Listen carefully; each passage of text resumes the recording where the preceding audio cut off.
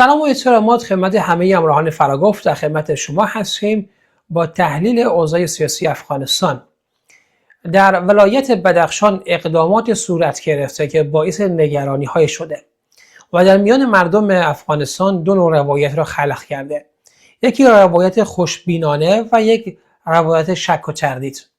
گرچه خاص اکثر جریان‌های مخالف طالبان ایستادگی بر علیه طالبان بوده و حمله مسلحانه به طالبان و مواضع اینها، این را اکثر مخالفین در واقع می‌خواستند و مردم هم تا حدودی از این قضیه استقبال کردند.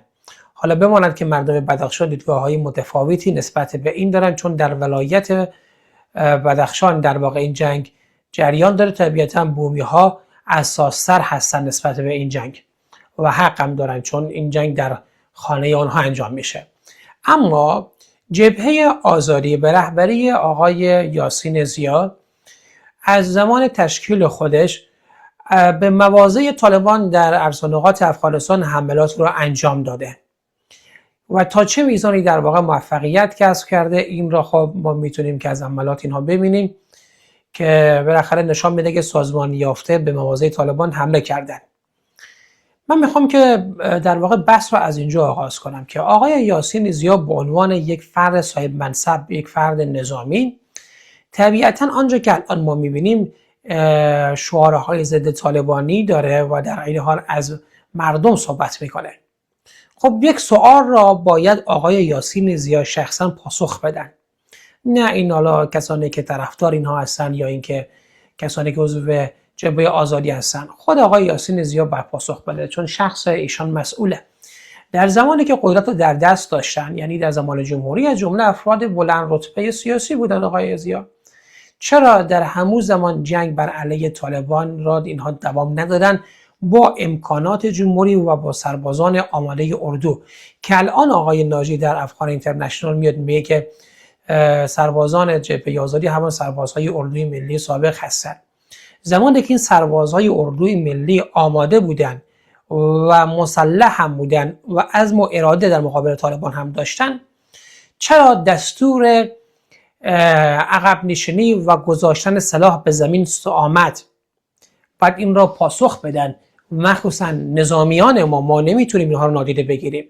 حافظه ما باید این را به یاد بسپاره که در سقوط جمهوری من جمله شخص غنی کسانی دیگری که صلاحیت داشتن و میتوانستن که این اوضاع را کنترل کنن هم کاری نکردن. این آقای زیا باید پاسخ عملی بده که چرا در اون زمان جنگ نشد و بعد از اینا که طالبان قدرت در دست گرفتن و اینها بیرون آمدن جبهات نظامی شکل میگیره.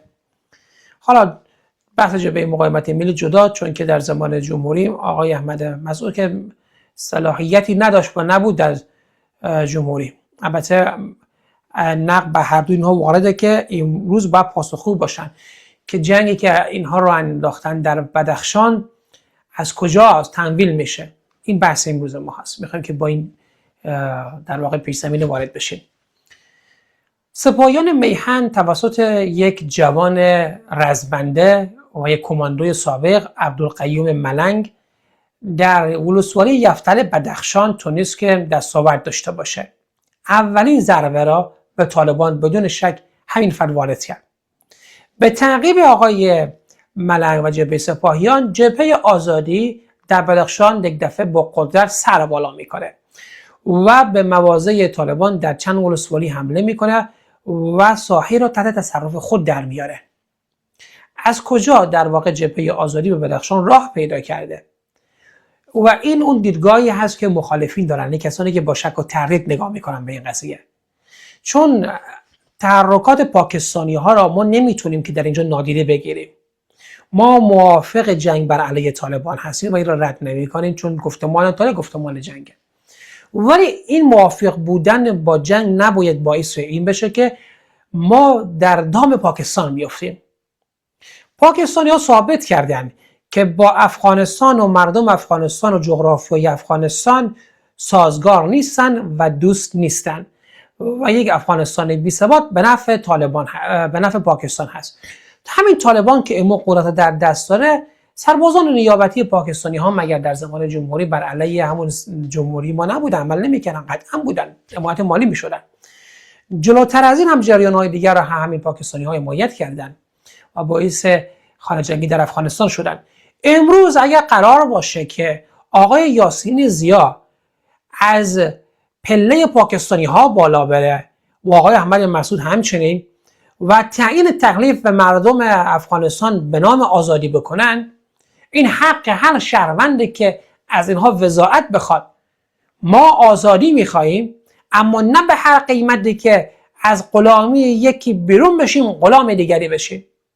هیچ تضمینی نداره که اگر پاکستان شما را حمایت بکنه فردا ما رو وارد فاز بحران داخلی دیگر نکنه. اینجا هست که روایتی که به نام شک و تردیده بر علیه طالبان، بر علیه در واقع جبهات نظامی در بدخشان ایجاد میشه و باید اینها پاسخگو باشن و مردم وضاحت بدن. نه اینکه حالا آقای ناجی در میاد در افغانستان اینترنشنال میگه که سربازان جبهه آزادی همون سربازان جمهوریت هستن. بله هستن، من اینو در نادیده نمیگیرم، قهرمانان اردوی ملی سابق ما در اینها حضور دارن، ولی این عزیزانی که شما در خط اول جنگ در مقابل طالب روان میکنید از کجا تمویل میشین؟ نقد ما به اون سربازی که میجنگه نیست، اون جان در کف فدایی است. سوال ما این است که چرا اون فدایی باشه؟ به خاطر چی؟ چه آرمانی، چه هدفی و چه مرامی پشت جبهه آزادی وجود داره؟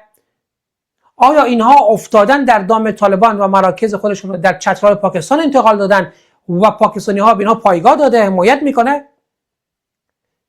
شما میدانیم که جنگ تمویل مالی میخواد، حمایت لوجستیکی میخواد. چگونه در واقع این همه مهمات جنگی و معاشات عساکر و همچنین بحث استخباراتی را جبهه آزادی پیش میبره؟ نمیشه که به خاطر جنگ در واقع ما به اینها نقدی وارد نکنیم چون ما با طالب مخالف هستیم. بنابراین هر کس از هر جا کمکی کنه و بجنگیم در افغانستان، این هم که ما قبول نمیکنیم. ما باید به یک اجماع داخلی برسیم، به بلوغ فکری برسیم. حرکت‌های خودجوش مثل حالا سپاهیان میهن چنین کاری انجام دادن، به مانند اینها حرکات ضد طالبانی ایجاد بشه، یا حداقل آقای یاسین زیا که در واقع با عنوان یک جریان نظامی پیشرو عمل کرده تا فی‌الحال و همچنین جبهه مقاومت ملی، خب اینو حق باید بدیم به مخالفین که شما را نقد کنند و بخوان بدانند که شما آیا ارتباطی با آیسای پاکستان و پاکستانی ها شما دارین یا اینکه خیر. نشه که فردا دیر بشه شما ساحه را آماده کنین برای حضور داعش و بعد پاکستان اون یاد شوم خودش را و سربازهایی که برای خود الان رزرو کرده تحت نام پروژه داعش به داخل افغانستان و بدخشان داخل کنه.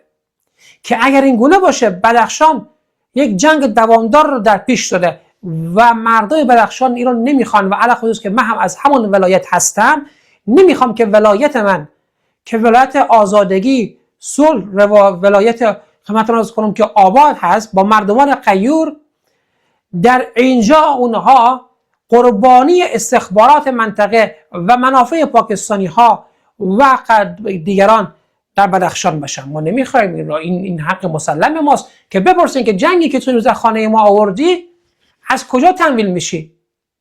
من بدخشانی این حق مسلم من هست که از شما بخوام بدانم که شما کجا تمویل میشین و جوانان ما را به جنگ روان میکنین.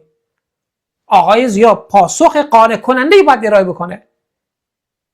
در غیر این صورت این جنگ نمیتونه که ما را به هدف برسونه و اون شعار آزادی که اینها میدن با حمایت پاکستانی که پلانهای پسا طالبانی داره و ما را وارد بحران دیگر میکنه حاصل نخواهد شد. اجماع منطقوی باید شکل میگیره بر علیه طالب که نشد. جبهه آزادی، جبهه مقاومت ملی باید کشورهای ایران، روسیه، چین، هند را ترغیب میکردن که با سیاست‌های اونها یکی بشن که نتونستن.